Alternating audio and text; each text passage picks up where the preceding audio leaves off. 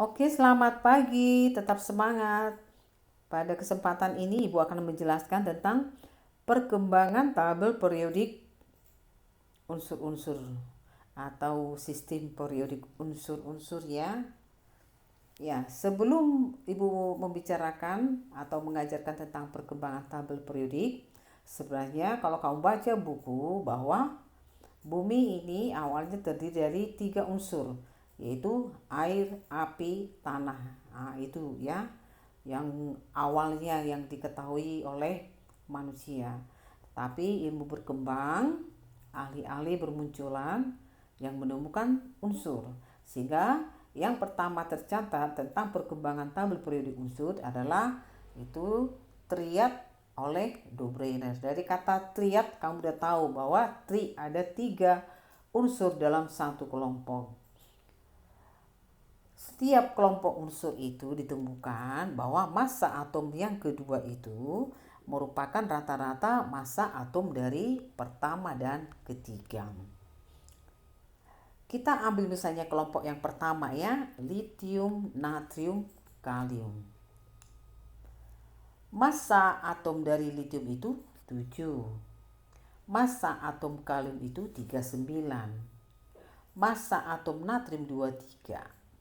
Ternyata massa atom natrium ini sama dengan massa atom dari lithium yaitu 3 ditambah massa atom dari kalium yaitu 39 dibagi 2. Hasilnya 23. Sama ya, 23. Nah, kemudian kita ambil yang kedua. Kelompok yang kedua, kelompok B.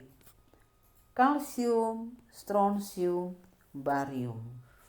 Massa kalsium 40, massa barium 137, massa strontium 87,5. Ternyata massa dari strontium ini adalah rata-rata massa atom kalsium yaitu 40, barium 137 dibagi 2 atau rata-ratanya.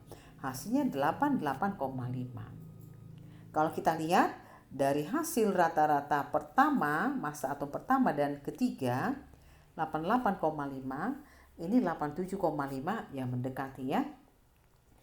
Walaupun tidak sama persis angkanya. Nah, itulah kelompok yang pertama dari triad ya, triad dari Dobreiner. Kemudian yang kedua, muncul ahli yang kedua itu John Newlands. Nah, John Newlands terkenal dengan yang disebut teori oktavnya ya. Oktav, kalau kamu dengar kata oktav tentu ingat kata 8. Dasar penyusunan dari Newlands adalah terjadinya pengulangan sifat setiap unsur ke-8. Saya ulangi. Menurut Newlands ya, unsur disusun berdasarkan kenaikan nomor massanya.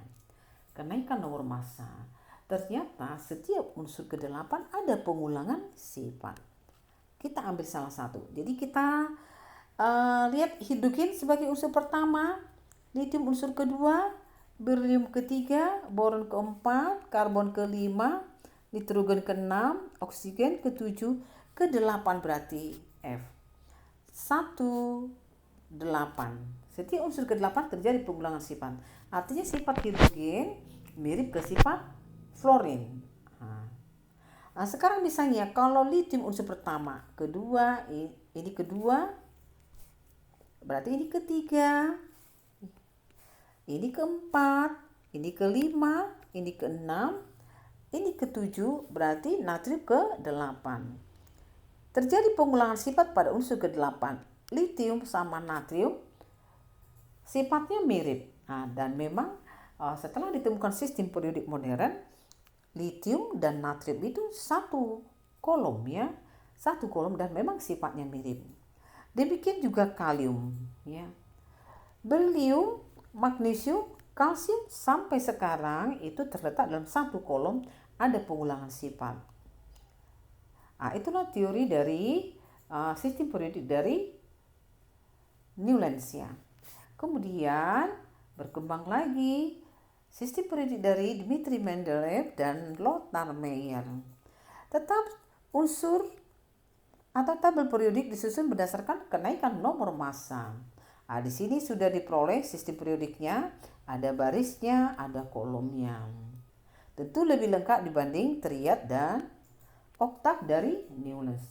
Kelebihan dari Lothar Meyer dan Mendeleev ini mampu memprediksi unsur yang akan ditemukan. Dan ternyata unsur itu ditemukan setelah beberapa waktu. Dan dia juga menyediakan tempat kosong untuk unsur yang akan ditemukan di kemudian hari. Artinya dia bisa meramalkan. Dia meramalkan secara sains ya. Oke. Inilah sistem periodik dari Mendeleev ya. Ini kolom ya. Ini kolom pertama, kolom kedua, kolom ketiga, kolom keempat dan seterusnya. Inilah baris pertama, ini baris pertama ya, baris kedua, baris ketiga dan seterusnya. Di sini ada tempat-tempat kosong. Ini unsur yang akan muncul.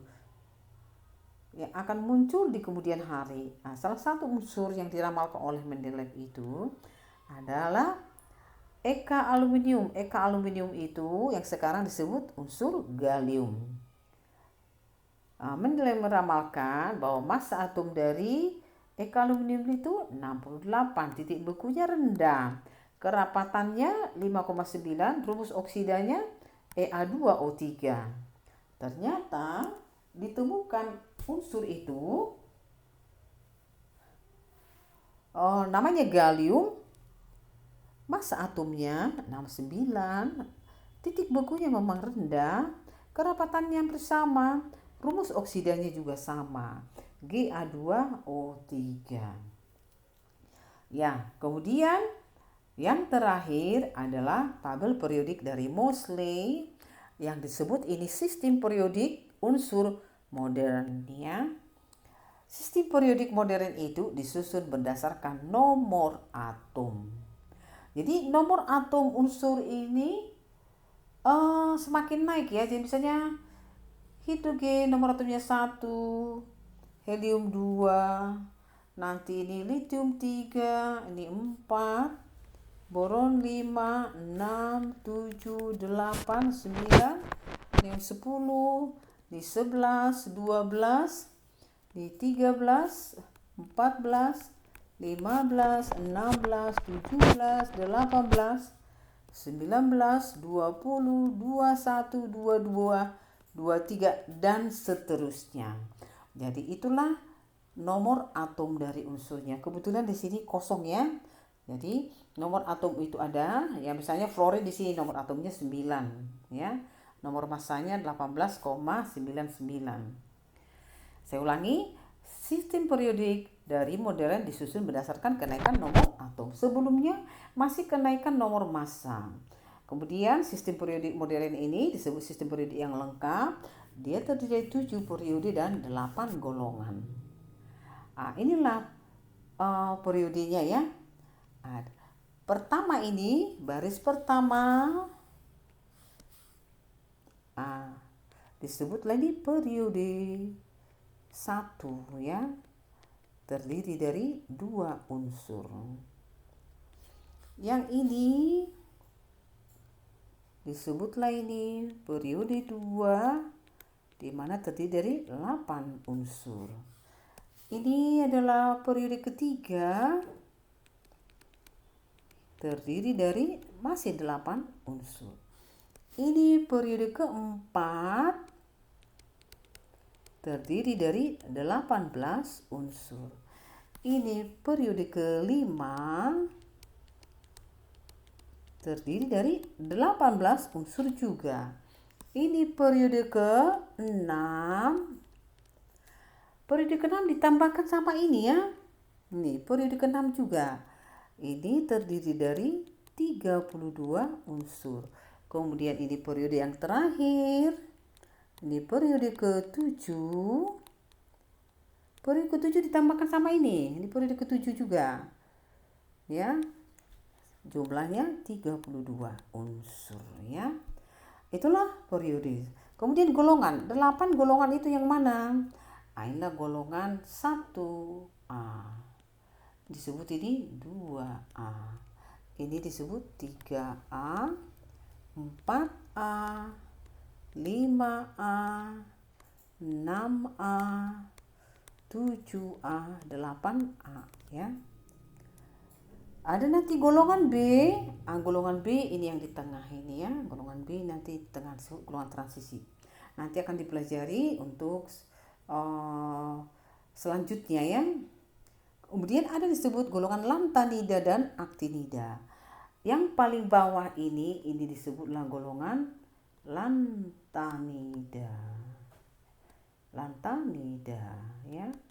Ini disebutlah golongan aktinida. Ya. Jadi bisa kamu jumlahkan sendiri ya. Unsurnya jadi berapa? 2, 8, 8, 18, 18, 32, 32. Nah, coba kamu jumlahkan sendiri ya.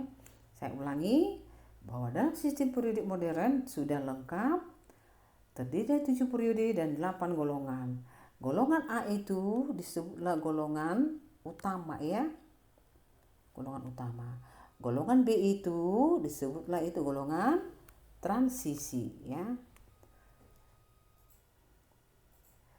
Untuk cara menentukan golongan periode nanti akan dipelajari karena sebelumnya kita sudah mempelajari tentang konfigurasi elektron. Jadi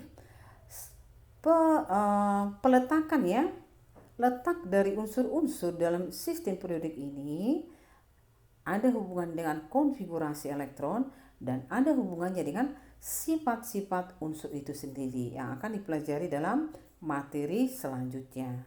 Oke, semoga kamu paham. Tetap semangat dalam masa pandemi. Terima kasih.